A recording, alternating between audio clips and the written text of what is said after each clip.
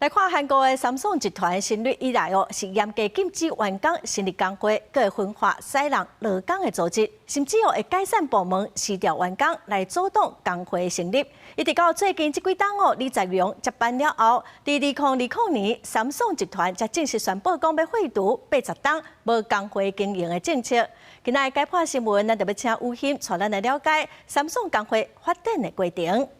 是主播。講到三星電子是對1969年到2020年進前因是一直堅持無工會經營，因的管理文化真嚴格，高層會打壓不准工會來成立。不過在2019年底，高層就因為打壓禁止工會，失去予南韓的司法部判公有罪。2020年，迄時陣的三星電子副會長李在鎔就出來回實的，宣布講會廢除無工會的政策，員工的勞權意識來壓關來甲請三星電子的工會全活動起來。也佇2023年，三星半導體部門大了錢，資方就決定講甲獎金取消，也這是引發員工強烈不滿。2024年是發動55檔來第一擺的大罷工，